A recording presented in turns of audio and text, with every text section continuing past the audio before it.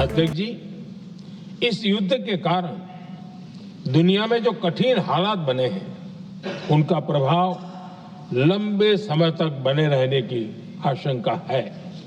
इसलिए हमें तैयार रहना होगा, हमें एकजुट रहना होगा।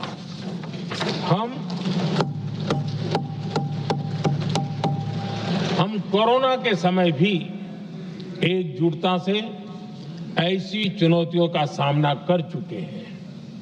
अब हमें फिर से उसी तरह तैयार रहने की आवश्यकता है। माननीय अध्यक्ष जी, भारत में बड़ी मात्रा में कच्चा तेल, गैस और फर्टिलाइजर जैसी अनेक जरूरी चीजें हॉर्मुज स्ट्रेट के रास्ते से आती हैं। युद्ध के बाद से ही हॉर्मुज स्ट्रेट में जहाजों का आना जाना बहुत चुनौतीपूर्ण हो गया है। बावजूद इसके हमारी सरकार का ये प्रयास रहा है कि पेट्रोल, डीजल और गैस की सप्लाई बहुत ज्यादा प्रभावित न हो, देश के सामान्य परिवारों को परेशानी भी कम से कम हो, इस पर हमारा फोकस रहा है। नमस्कार, आपण पाहता ग्राहक राजा न्यूज चॅनल। विषय तुमचा, माईक आमचा। मित्रांनो, आजचा विषय आहे सध्याच्या घडीला, म्हणजे कालचीच गोष्ट आहे। आपले भारताचे पंतप्रधान नरेंद्र मोदी यांनी जे भाषण केले आणि त्यावरून सर्व न्यूज चॅनलवरती प्रसिद्धी होत आहे की प्रधानमंत्र्यांनी सांगितलं आहे की कोरोना महामारी प्रमाणेच आता येणारा काळ त्यापेक्षा भयंकर होणार आहे। हा येणारा काळ अमेरिका, इराण आणि इस्रायलच्या युद्धामुळे येणारा काळ तर भयंकर होणारच आहे, पण सर्वात जास्त भयंकर हा जो काळ आहे तो ग्राहकांवरती जास्त प्रभावित करणार आहे। तर पंतप्रधानांनी आपल्या भाषणामध्ये ज्या गोष्टीवरती प्रकाश टाकला आहे ते आपण आता थोड्या वेळात ऐकूच, पण सोबतच तुम्हाला अजून एक धक्कादायक बातमी सांगतो की कालच जी प्रधानमंत्र्यांचं भाषण झालं आणि आज 12 वाजता एक रशियावरती जो रशिया तेल साठा जो भारताला पुरवतो त्या ठिकाणावरती युक्रेनने हल्ला केला आहे। तर या गोष्टी आपल्या भारताच्या प्रधानमंत्र्यांना म्हणजे नरेंद्र मोदी यांना माहिती होत्या का, हा देखील गंभीर प्रश्न उपस्थित होत आहे। तर सोबतच कोरोना महामारी ज्याप्रमाणे 2 वर्षाच्या जास्त कालावधीत टिकून राहिली, परंतु येणारा काळ जास्त काळ म्हणजे बाधित करणार आहे आणि तो आपल्या आर्थिक परिस्थितीवरती करणारच आहे। सोबतच तुम्हाला उपासमारी देखील सोसावी लागणार आहे। तर सध्या पाहून घेऊ की आपले भारताचे पंतप्रधान नरेंद्र मोदी यांनी आपले भाषण काय केले आणि काय सांगितले त्यांनी।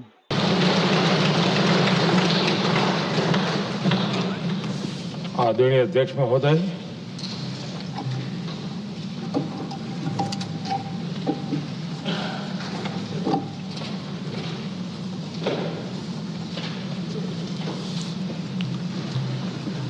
आदरणीय अध्यक्ष महोदय, मैं इस सम्मानित सदन में पश्चिम एशिया में चल रहे संघर्ष और इसकी वजह से भारत के सामने आई चुनौतियों पर बात रखने के लिए उपस्थित हुआ हूं। इस समय पश्चिमी एशिया की हालत चिंताजनक है। बीते 2-3 हफ्तों में जयशंकर जी ने और हरदीप पुरी जी ने इस विषय पर सदन को जरूरी जानकारी दी है। अब इस संकट को 3 सप्ताह से ज्यादा हो रहा है। इसका पूरे विश्व की अर्थव्यवस्था पर, लोगों के जीवन पर बहुत ही विपरीत असर हो रहा है। इसलिए पूरी दुनिया इस संकट के जल्द से जल्द समाधान के लिए सभी पक्षों से आग्रह भी कर रही है। अध्यक्ष महोदय, भारत के सामने भी इस युद्ध ने अप्रत्याशित चुनौतियां खड़ी कर दी हैं। ये चुनौतियां आर्थिक भी हैं, नेशनल सिक्योरिटी से जुड़ी भी हैं और मानवीय भी हैं।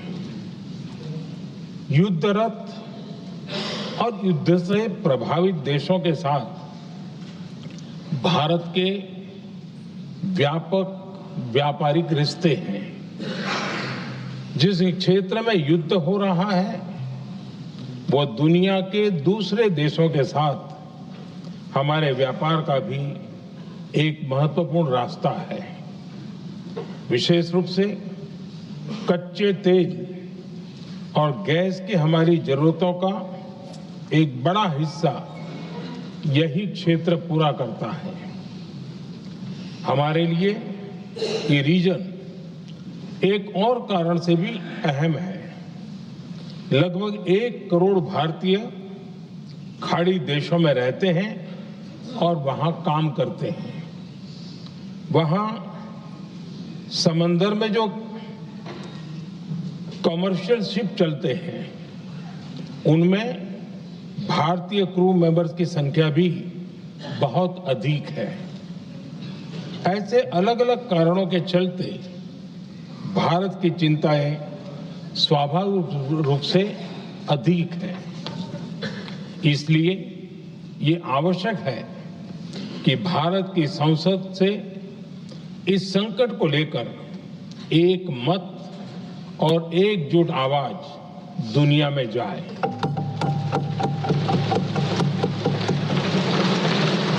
अध्यक्ष जी, जब से ये युद्ध शुरू हुआ है तब से ही प्रभावित देशों में हर भारतीय को जरूरी मदद दी जा रही है। मैंने खुद पश्चिम एशिया के ज्यादातर देशों के राष्ट्राध्यक्षों के साथ 2 राउंड फोन पर बात की है। सभी ने भारतीयों की सुरक्षा का पूरा आश्वासन दिया है। दुर्भाग्य से इस दौरान कुछ लोगों की दुखद मृत्यु हुई है और कुछ घायल हुए हैं। ऐसे मुश्किल हालात में परिवारजनों को आवश्यक मदद दी जा रही है। जो घायल है उनका बेहतर इलाज सुनिश्चित कराया जा रहा है। अध्यक्ष जी, प्रभावित देशों में हमारे जितने भी मिशन हैं वो निरंतर भारतीयों की मदद करने में जुटे हैं। वहां काम करने वाले भारतीय हो या फिर जो टूरिस्ट वहां गए हैं, सभी को हर संभव मदद दी जा रही है। हमारे मिशन नियमित रूप से एडवाइजरी जारी कर रहे हैं। यहां भारत में और अन्य प्रभावित देशों में 24/7 कंट्रोल रूम और आपातकालीन हेल्पलाइन स्थापित की गई है। इनके माध्यम से सभी प्रभावितों को त्वरित जानकारी दी जा रही है। अध्यक्ष जी, संकट की स्थिति में देश विदेश में भारतीयों की सुरक्षा हमारी बहुत बड़ी प्राथमिकता रही है। युद्ध शुरू होने के बाद से लेकर अब तक 3,75,000 से अधिक भारतीय सुरक्षित भारत लौट चुके हैं। ईरान से ही अभी तक लगभग 1,000 भारतीय सुरक्षित वापस लौटे हैं। इनमें 700 से अधिक मेडिकल की पढ़ाई करने वाले युवा हैं। खाड़ी देशों में भारतीय स्कूलों में हजारों विद्यार्थी पढ़ते हैं। सीबीएसई ने ऐसे सभी भारतीय स्कूलों में होने वाली कक्षा 10वीं और 12वीं की निर्धारित परीक्षाओं को रद्द कर दिया है। इन बच्चों की पढ़ाई निर्बाध चलती रहे, इसके लिए सीबीएसई उचित कदम उठा रही है। यानी सरकार संवेदनशील भी है, सतर्क भी है और हर सहायता के लिए तत्पर भी है। माननीय अध्यक्ष जी, भारत में बड़ी मात्रा में कच्चा तेल, गैस और फर्टिलाइजर जैसी अनेक जरूरी चीजें हॉर्मुज स्ट्रेट के रास्ते से आती हैं। युद्ध के बाद से ही हॉर्मुज स्ट्रेट में जहाजों का आना जाना बहुत चुनौतीपूर्ण हो गया है। बावजूद इसके हमारी सरकार का ये प्रयास रहा है कि पेट्रोल, डीजल और गैस की सप्लाई बहुत ज्यादा प्रभावित न हो, देश के सामान्य परिवारों को परेशानी भी कम से कम हो, इस पर हमारा फोकस रहा है। हम सभी जानते हैं, देश अपनी जरूरत की 60% एलपीजी आयात करता है। इसकी सप्लाई में अनिश्चितता के कारण सरकार ने एलपीजी के डोमेस्टिक उपयोग को प्राथमिकता दी है। साथ ही एलपीजी के देश में ही उत्पादन को भी बढ़ाया जा रहा है। पेट्रोल, डीजल की सप्लाई पूरे देश में सुचारू रूप से होती रहे, इस पर भी लगातार काम किया गया है।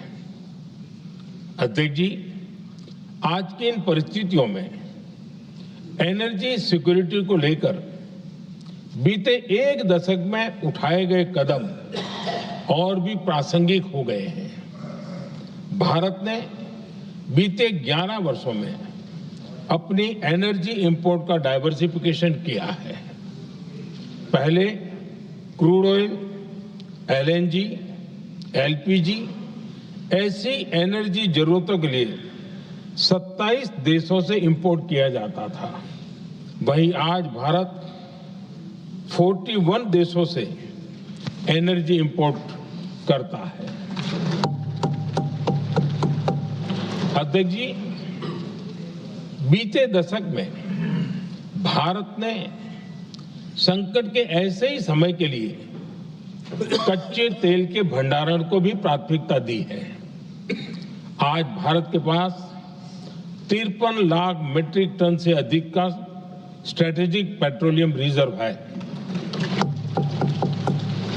और 65 लाख मीट्रिक टन से अधिक के रिजर्व की व्यवस्था पर देश काम कर रहा है। हमारी तेल कंपनियों के पास जो रिजर्व रहता है वो अलग है। बीते 11 वर्षों में हमारी रिफाइनिंग कैपेसिटी में भी उल्लेखनीय वृद्धि हुई है। अध्यक्ष जी, सरकार अलग अलग देशों के सप्लायर्स के साथ भी लगातार संपर्क में है।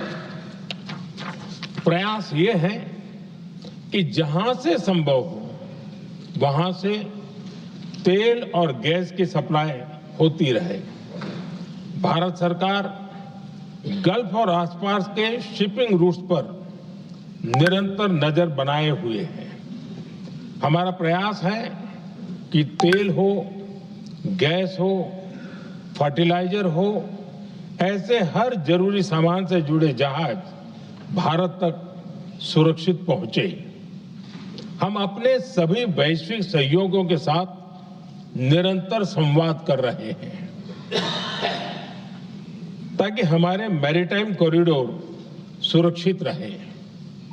ऐसे प्रयासों के कारण बीते दिनों हॉर्मुज स्ट्रेट में फंसे हमारे कई जहाज भारत आए भी हैं।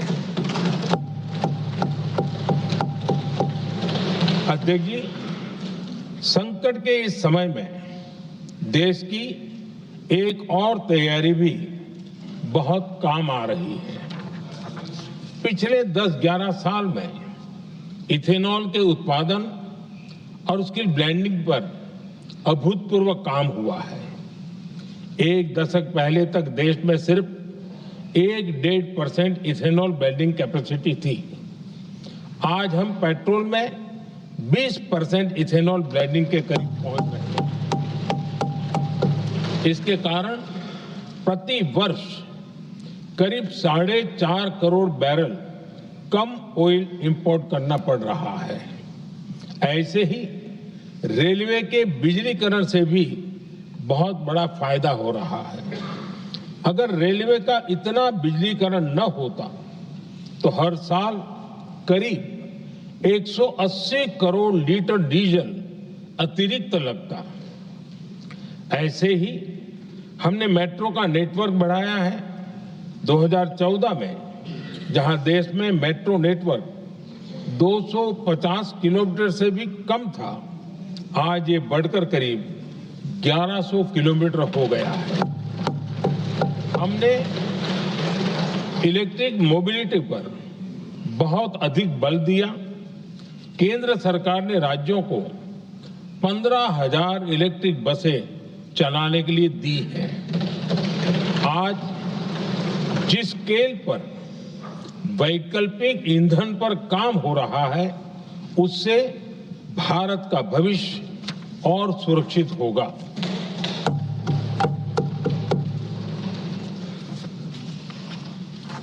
आदरणीय अध्यक्ष जी, हम जानते हैं कि एनर्जी आज इकोनॉमी की रीढ़ है और ग्लोबल एनर्जी नीड्स को पूरा करने वाला एक बड़ा सोर्स वेस्ट एशिया है।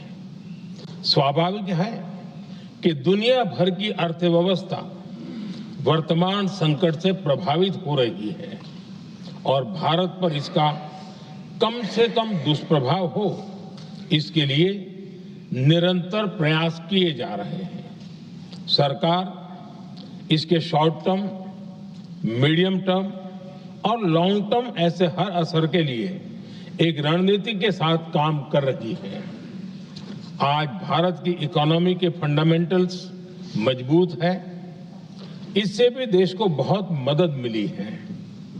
हम हर सेक्टर के स्टेक होल्डर्स के साथ चर्चा कर रहे हैं। जहां भी जरूरत है उस सेक्टर को आवश्यक सपोर्ट दिया जा रहा है। भारत सरकार ने एक इंटर मिनिस्ट्रियल ग्रुप भी बनाया है। ये ग्रुप हर रोज मिलता है और हमारे इंपोर्ट एक्सपोर्ट में आने वाली हर दिक्कत का आकलन करता है और ये ग्रुप आवश्यक समाधान पर भी निरंतर काम करता है। मुझे पूरा भरोसा है कि सरकार और इंडस्ट्री के साझा प्रयासों से हम परिस्थितियों का बेहतर सामना कर पाएंगे। माननीय अध्यक्ष जी, एक बड़ा सवाल ये है कि युद्ध का खेती पर क्या प्रभाव होगा। देश के किसानों ने हमारे अन्न के भंडार भर रखे हैं, इसलिए भारत के पास पर्याप्त खाद्यान्न है। हमारा ये भी प्रयास है कि खरीफ सीजन की ठीक से बुआई हो सके। सरकार ने बीते सालों में आपात स्थिति से निपटने के लिए खाद की पर्याप्त व्यवस्था भी की है। अतीत में भी हमारी सरकार ने दुनिया के संकटों का बोझ किसानों पर नहीं पड़ने दिया था। कोरोना और उस समय के युद्धों के दौरान उस समय भी ग्लोबल सप्लाई चेन में डिस्टरप्शन आ गई थी। दुनिया के बाजार में यूरिया की एक बोरी 3,000 रुपये तक पहुंच गई, लेकिन भारत के किसानों को वही बोरी 300 रुपये से भी कम कीमत में उपलब्ध कराई गई।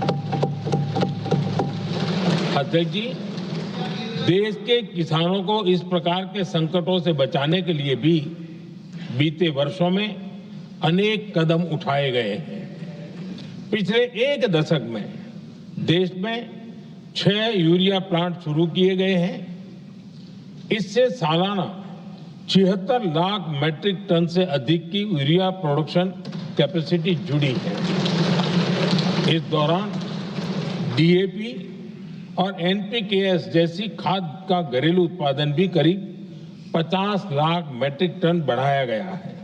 इतना ही नहीं, तेल और गैस की तरह खाद के आयात को भी डाइवर्सिफाई किया गया है। ऐसे ही डीएपी और एनपीके के आयात के लिए भी हमने अपने विकल्पों को विस्तार किया है। अध्यक्ष जी, सरकार ने देश के किसानों को made in India nano urea का विकल्प भी दिया है। सरकार किसानों को प्राकृतिक खेती के लिए भी प्रोत्साहित कर रही है। पीएम कुसुम योजना के तहत किसानों को 22 लाख से ज्यादा सोलर पंप दिए गए हैं। इससे भी डीजल पर उनकी निर्भरता कम हुई है। मैं सदन के माध्यम से देश के किसानों को विश्वास दिलाता हूं कि सरकार किसानों की हर संभव मदद करती रहेगी। आदरणीय अध्यक्ष जी, युद्ध का एक बहुत बड़ा चैलेंज ये भी है कि भारत में गर्मी का मौसम शुरू हो रहा है।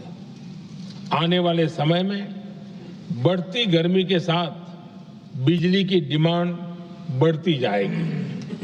फिलहाल देश के सभी पावर प्लांट्स के पर्याप्त कोल स्टॉक उपलब्ध है। भारत ने लगातार दूसरे साल 100 करोड़ टन कोयला उत्पादन करने का रिकॉर्ड बनाया है। पावर जनरेशन से लेकर पावर सप्लाई तक के हमारे सभी सिस्टम की निरंतर मॉनिटरिंग भी की जा रही है और सरकार की तैयारियां उसको रिन्यूएबल एनर्जी से भी मदद मिली है। बीते दशक में रिन्यूएबल एनर्जी की तरफ देश ने बड़े कदम उठाए हैं। आज हमारी total installed power generation capacity का आधा हिस्सा रिन्यूएबल सोर्स से आता है। हमारी कुल रिन्यूएबल क्षमता आज 250 गीगावाट के ऐतिहासिक आंकड़े को पार कर गई है। बीते 11 वर्षों में देश ने अपनी सोलर पावर कैपेसिटी करीब 3 गीगावाट से बढ़ाकर 140 गीगावाट तक पहुंचाई है। बीते वर्षों में देश में करीब 40 लाख रूफटॉप सोलर लगे हैं।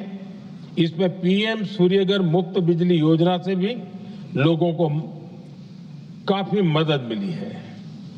गोवर्धन योजना के तहत देश में आज 200 कॉम्प्रेस्ड बायोगैस प्लांट भी काम करना शुरू कर चुके हैं। ये सारे प्रयास आज देश के बहुत काम आ रहे हैं। सरकार ने भविष्य की तैयारी और बढ़ाते हुए शांति एक्ट माध्यम से देश में न्यूक्लियर एनर्जी के उत्पादन को भी प्रोत्साहित किया है। कुछ ही दिन पहले small hydro power development scheme को भी हरी झंडी दी गई है, जिससे अगले 5 वर्षों में 1500 मेगावाट नई हाइड्रो पावर कैपेसिटी जोड़ी जाएगी। आदरणीय अध्यक्ष जी, जहां तक डिप्लोमेसी की बात है, भारत की भूमिका स्पष्ट है। शुरुआत से ही हमने इस संघर्ष को लेकर अपनी गहरी चिंता व्यक्त की है। मैंने स्वयं भी पश्चिम एशिया की सभी संबंधित नेताओं से बातचीत की है। मैंने सभी से तनाव को कम करने और इस संघर्ष को खत्म करने का आग्रह किया है। भारत ने नागरिकों, एनर्जी और ट्रांसपोर्ट से जुड़े इंफ्रास्ट्रक्चर पर हमलों का विरोध किया है। कमर्शियल जहाजों पर हमला और हॉर्मुज स्ट्रेट जैसे अंतर्राष्ट्रीय जलमार्ग में रुकावट अस्वीकार्य है। भारत डिप्लोमेसी के जरिए युद्ध के इस माहौल में भी भारतीय जहाजों के सुरक्षित आवागमन के लिए निरंतर प्रयास कर रहा है। अध्यक्ष महोदय, भारत हमेशा से ही मानवता के हित में और शांति के पक्ष में अपनी आवाज उठाता रहा है। मैं फिर कहूंगा कि बातचीत और कूटनीति ही इस समस्या का समाधान है। हमारे हर प्रयास तनाव को कम करने, इस संघर्ष को समाप्त करने के लिए है। इस युद्ध में किसी के भी जीवन पर संकट मानवता के हित में नहीं है। इसलिए भारत का प्रयास सभी पक्षों को जल्द से जल्द शांतिपूर्ण समाधान के लिए प्रोत्साहित करने का है। अध्यक्ष जी, जब ऐसे संकट आते हैं तो कुछ तत्व इसका गलत फायदा उठाने की कोशिश भी करते हैं। इसलिए कानून व्यवस्था सुनिश्चित करने वाली सभी एजेंसियों को अलर्ट पर रखा गया है। कोस्टल सिक्योरिटी हो, बॉर्डर सिक्योरिटी हो, साइबर सिक्योरिटी हो, स्ट्रेटेजिक इंस्टॉलेशंस हो, सबकी सुरक्षा को और मजबूत किया जा रहा है। अध्यक्ष जी, इस युद्ध के कारण दुनिया में जो कठिन हालात बने हैं, उनका प्रभाव लंबे समय तक बने रहने की आशंका है। इसलिए हमें तैयार रहना होगा, हमें एकजुट रहना होगा।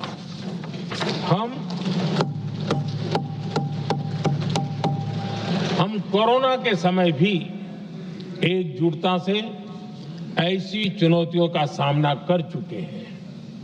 अब हमें फिर से उसी तरह तैयार रहने की आवश्यकता है। धीरज के साथ, संयम के साथ, शांत मन से हमें हर चुनौती का मुकाबला करना है और यही हमारी पहचान है, यही हमारी ताकत है। और हां, हमें बहुत सावधान और सतर्क भी रहना है। हालात का फायदा उठाने वाले झूठ फैलाने का प्रयास करेंगे, ऐसे लोगों की कोशिशों को सफल नहीं होने देना है। मैं देश की सभी राज्य सरकारों से भी इस सदन के माध्यम से आग्रह करूंगा, ऐसे समय में कालाबाजारी करने वाले, जमाखोरी करने वाले एक्टिव हो जाते हैं। इसके लिए कड़ी मॉनिटरिंग जरूरी है। जहां से भी ऐसी शिकायतें आती हैं, वहां त्वरित कार्रवाई होनी चाहिए। देश की हर सरकार और देश का हर नागरिक जब मिलकर चलेंगे तो हम हर चुनौती को चुनौती दे सकते हैं। इसी आग्रह के साथ मैं अपना वक्तव्य समाप्त करता हूं। बहुत बहुत धन्यवाद।